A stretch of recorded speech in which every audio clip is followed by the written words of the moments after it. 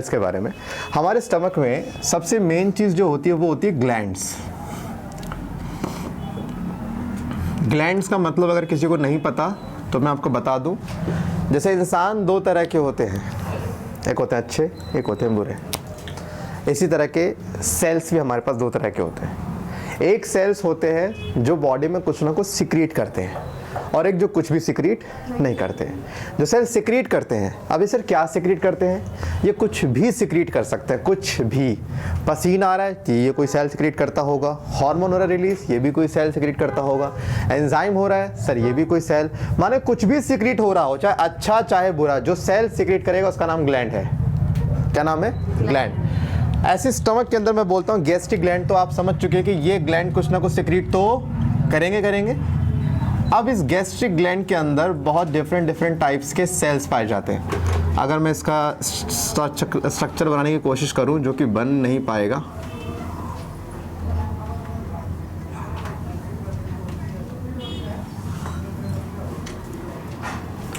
नींद आ रही है अर्पित?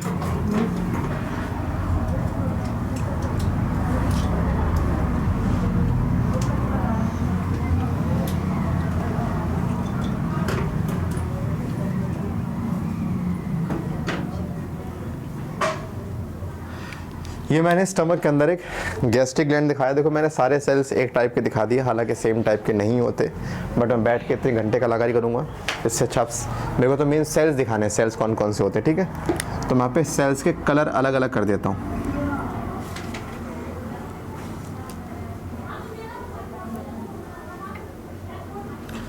एक ये हो गया। आपको पता आपके पेट का आपके ब्लड से कनेक्शन है? हाँ, सुनकर हैरानी हो, माय गॉड सर, पेट का ब्लड से कैसे कनेक्शन हो सकता है? देखो यहाँ पे पहले ऊपर के तीन समझते हैं क्या कहना चाहता है, बाकी नीचे तीन देखेंगे बाद में। पैराइटल सेल और oxyntic cell, this secretes HCl और कैसल इंट्रिंसिक फैक्टर। आपको शायद नहीं पता होगा, vitamin B12 is known as Castle extrinsic factor. हमारी बॉडी में RBCs के डेवलपमेंट के लिए विटामिन B12 बहुत ज़रूरी है, उसको एक्सट्रिंसिक फैक्टर बोलते हैं, बट उसकी एब्जॉर्प्शन के लिए we need an intrinsic factor that is known as Castle intrinsic factor which is release by parietal cell. जब तक ये नहीं होगा विटामिन B12 भी आप एब्जॉर्ब नहीं कर सकते, तो वो तो चाहिए। अब सुनिए, ये आपके पैराइटल सेल का काम हो गया। जबकि चीफ सेल और पैप्टिक सेल्स की बात करूं तो दे रिलीज पैप्सिनोजन, और अगर मैं बच्चों में बात करूं, जो छोटे बच्चे होते हैं, तो छोटे बच्चों में एक एक्स्ट्रा एंजाइम भी रिलीज होता है जिसको बोलते हैं प्रोरेनिन। ये एक एंजाइम है जो नॉर्मली इन्फेंट्स के केस में देखने को पाया जाता है, मतलब इनके पास सबसे ज़्यादा होता है, बाकी चल के एज जब बढ़ती है तो इनका अमाउंट कम होते चला जाता है। म्यूकस नेक सेल ये रिलीज़ करते हैं म्यूकस, दैट्स इट। बाकी ये हिस्टामिन वगैरह जो कि वेसल्स को एक्सपेंड करने के काम आता है ताकि ब्लड फ्लो बढ़ाया जा सके स्टमक के अंदर।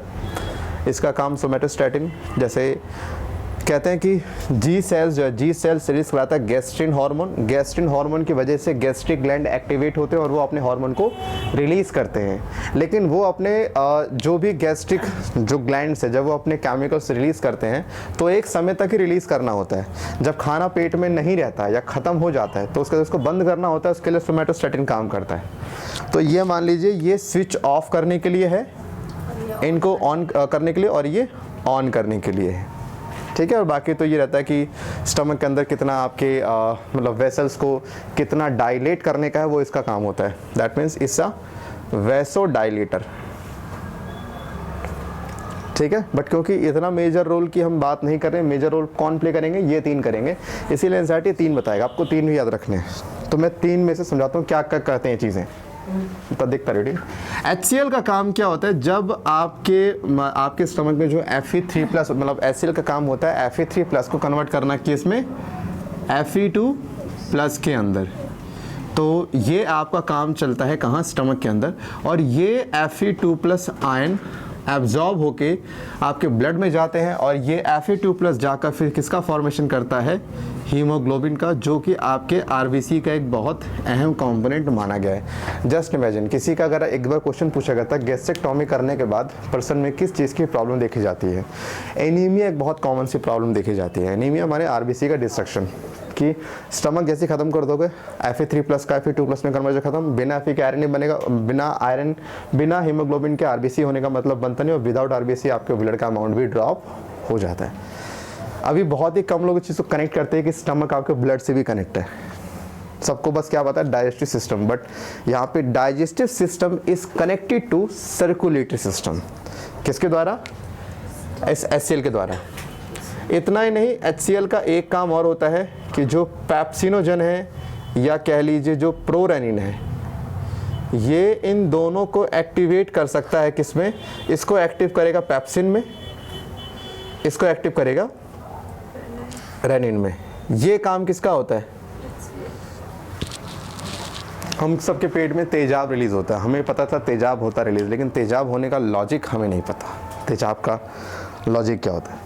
पेट में तेजाब बनने का कारण सिर्फ इतना होता है कि जो आपके पेट में जितने भी एंजाइम्स हैं, वो एंजाइम्स आपके पेट के अंदर जो प्रोटीन आता है उसके डाइजेशन के लिए काम करते हैं। मतलब अगर एसिड नहीं होगा, आपके जो पेट में एंजाइम्स है जो प्रोटीन को डाइजेस्ट करते हैं वो एक्टिवेट नहीं हो पाएंगे, और जब तक वो एंजाइम एक्टिवेट नहीं होंगे आप प्रोटीन का कभी डाइजेशन ही नहीं कर सकते। तो कहीं ना कहीं एसिड आपके पेट में होना ज़रूरी है। तो एसिड का काम आपको पता लग गया। एसिड का pH लगभग 1 से लेकर 2 pH का हुआ करता है। और यहाँ पर जो आप स्टमक के सेल्स देखते हो, स्टमक के सेल्स के अंदर हमें लाइजोसोम बहुत देखने को मिलता है। क्या देखने को मिलता है? क्योंकि यही लाइजोसोम आपके HCl प्रोड्यूस करवाते हैं। इसीलिए स्टमक के सेल्स में लाइजोसोम भर भर के होगा, भर भर के, क्योंकि एसिड चीज़ यही दे सकता है। अब सवाल ये भी आता है कि स्टमक में इतना सारा एसिड है तो हमारा स्टमक बच कैसे गया? ये खैर आप 10th में पढ़ चुके तो मुझे बताने की ज़रूरत नहीं है। म्यूकस की वजह से आपके स्टमक में क्या होती है, बहुत ही मोटी लेयर बन जाती है। फ़ोन चालू करियो।